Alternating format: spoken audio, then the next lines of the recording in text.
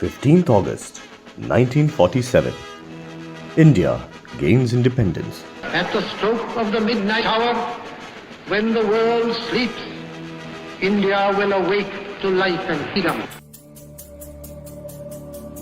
But the India of 1947 was incomplete.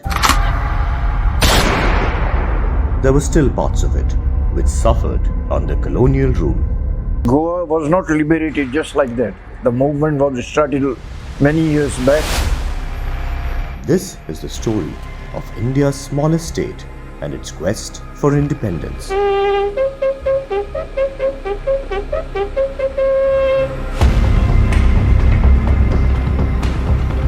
Portuguese seized power of Goa from the Bijapur Sultanate in 1510.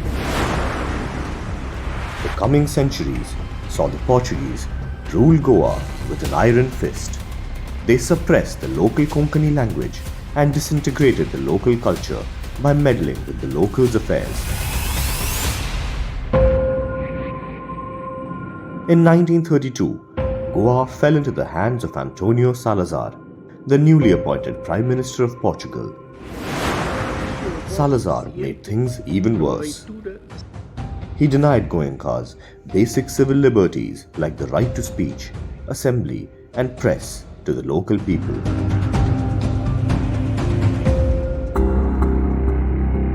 Goa was turning into a boiling pot as the Portuguese Empire kept on passing one draconian law after another. Finally, on 18 June 1946, the whistle blew.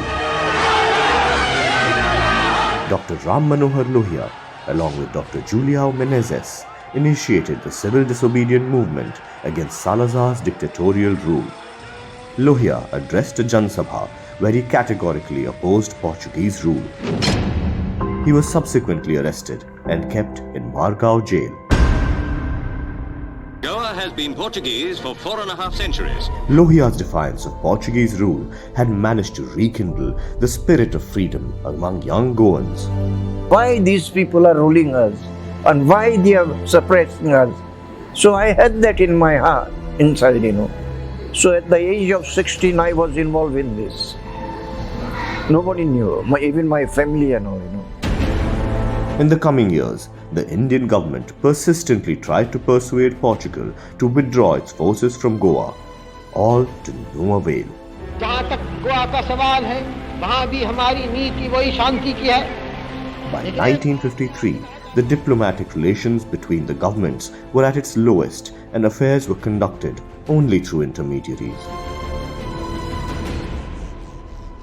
In mainland India, though, developments were taking place.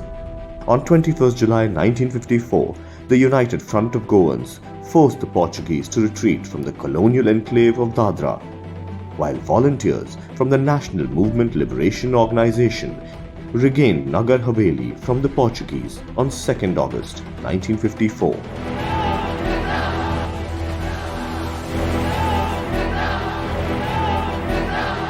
These developments boosted the morale of the revolutionaries fighting in Goa. A series of satyagrahas from June to August 1955 also took place throughout the country in support of the Goan cause.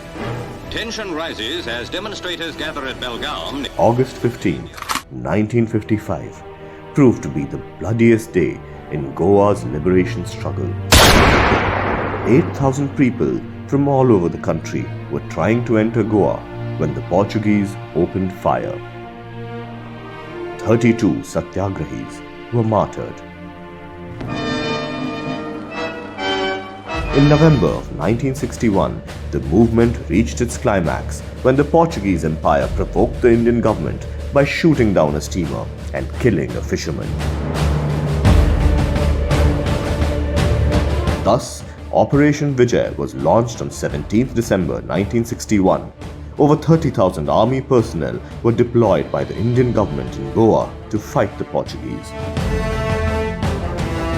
48 hours later, Goa was liberated from a barbaric rule that lasted for over 450 years.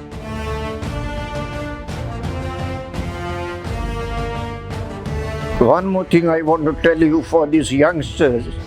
We are out from Portuguese clutches, but now they have to fight for this second liberation.